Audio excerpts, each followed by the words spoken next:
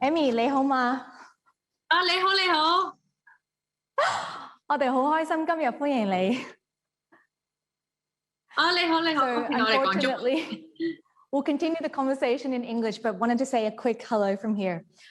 Emmy, thank you so much for joining us. I just want to give a little bit of our audience some background. If people search your name on Google, they come across your YouTube channel, which now has 4.75 million subscribers and 584 millions of views. So many of you know you as a YouTube content creator, but give us the backstory to this. What led you to create the channel?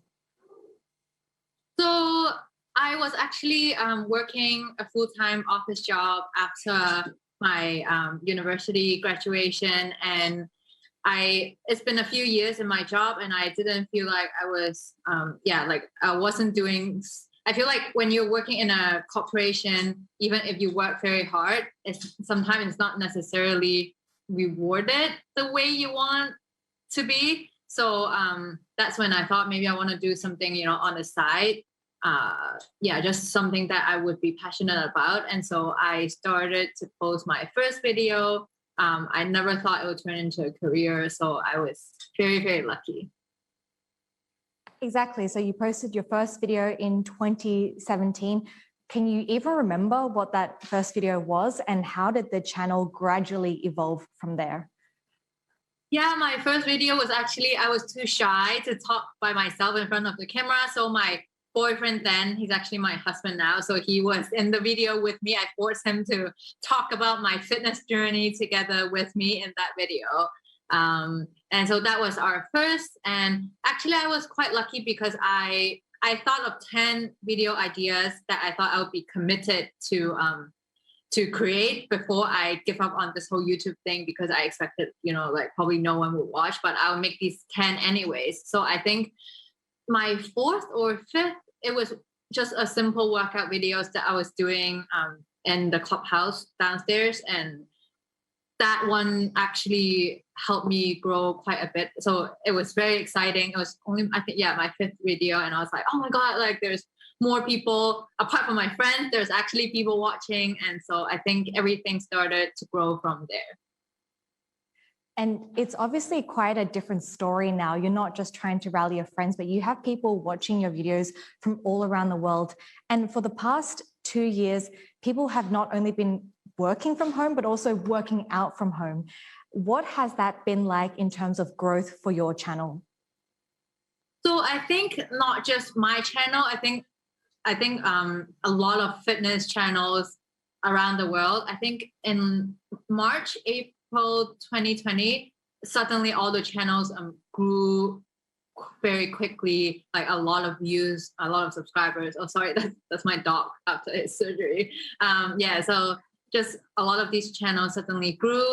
So I think a lot of people, even before, maybe they would go to the gym or they go running, and then because of the pandemic, they start working out at home.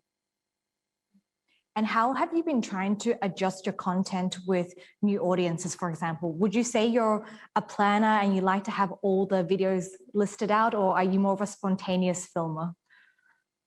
I think I used to be a planner, because when I first started, I still have like a full-time job. So I really have to plan out my schedule, like to use all my off work time to see, what upcoming content I need to make. But then I think throughout the years, I realized that it's very hard to stick to, a fixed schedule. I used to insist that I must post on Wednesday night or Sunday night, but that, caused a lot of, for example, arguments with brands when their sponsor videos, if their product launch is on Thursday. I was not willing to post on Thursday. So I have learned throughout the years to be more flexible, and when I first started, if my close friend's birthday would be on Wednesday, I won't go because I need to post my video. And now I have learned that, there's life apart from YouTube. So you're learning to prioritize things in a bit of a better way. I guess, when I look at your digital brand right now, it's not just limited to YouTube where you have a huge audience. You also have quite a big platform on Instagram, I believe over 650,000 followers. And I'm wondering now, with hindsight and the fact that you can reflect on the journey since your first 2017 video, what would you say have been the key lessons in transitioning into a businesswoman?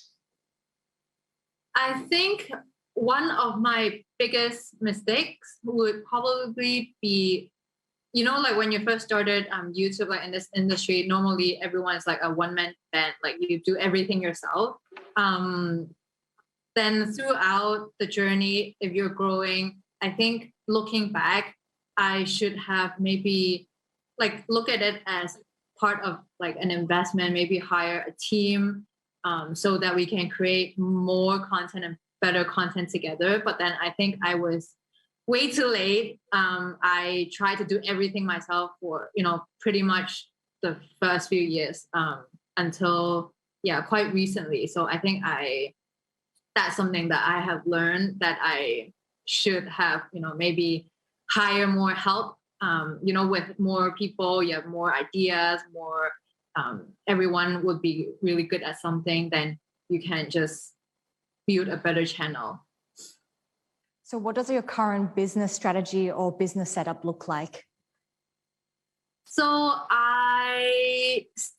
we still have a really small team, but so now I have, so this year I've tried to hire a bit more like, freelance videographer, photographer, because before is my husband helping me film everything.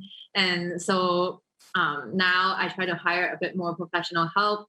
I have a manager who helps me manage all the contact with, brands and sponsorship. And last week I hired an assistant as well to, help me with everything.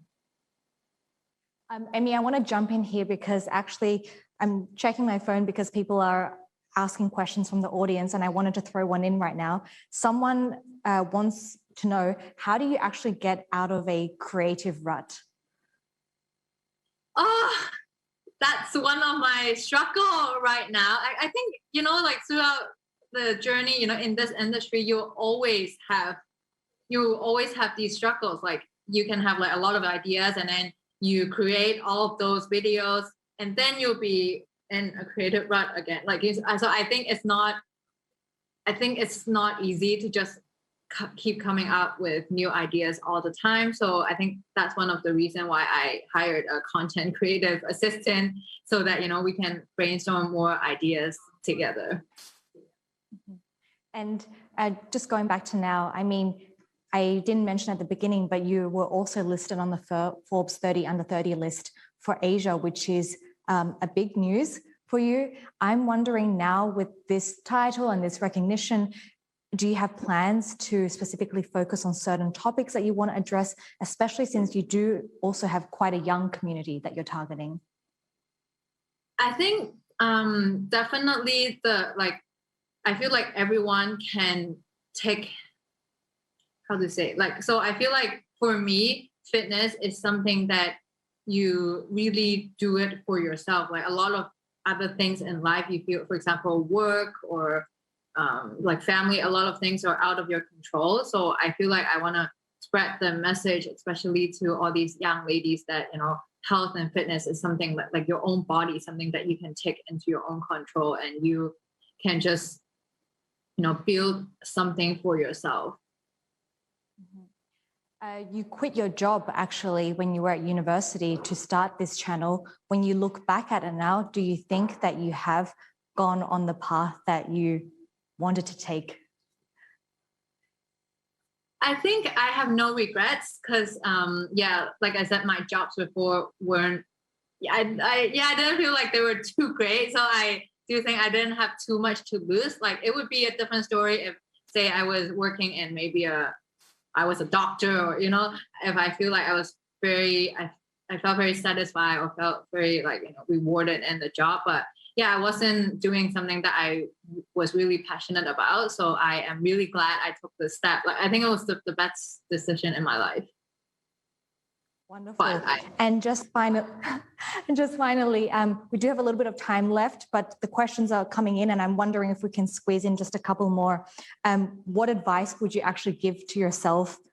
And someone says at the age of 12, maybe that's a bit far back, but let me know if you have any advice for adolescents then.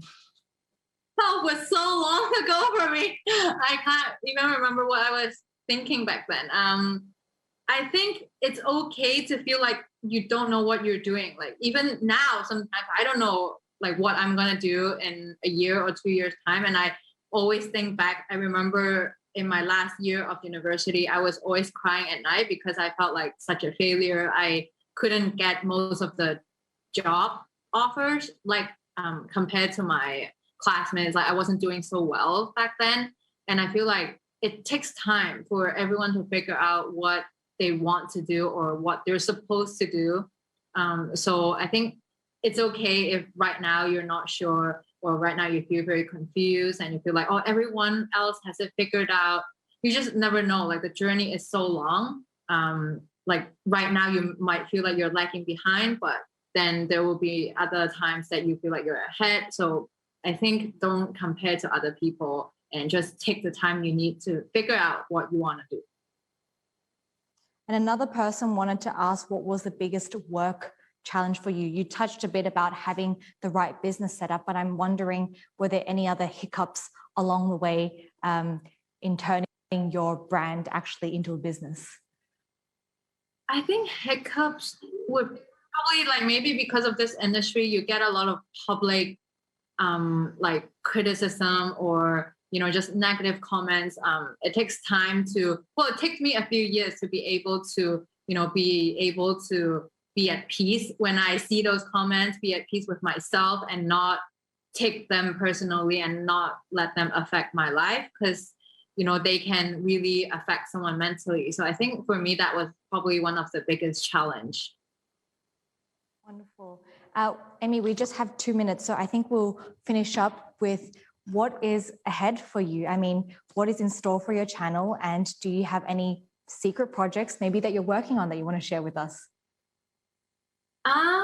So I mean, the honest answer would be I'm figuring it out as well, like day by day. I still am trying to see, what are the other things that I want to do, but I definitely want to arrange my content in a more systematic way. So right now we're working on, a website with more organized like workout programs and things like that. But in terms of next year, I'm still figuring out right now. Yeah. Maybe next year when we speak, we can get a clearer idea. And I think it's a good reminder for everyone watching that we don't always have to have everything completely laid out and figured out perfectly. So Emmy, thank you so much for joining us from Hong Kong, and take care. Have a great day. Bye-bye.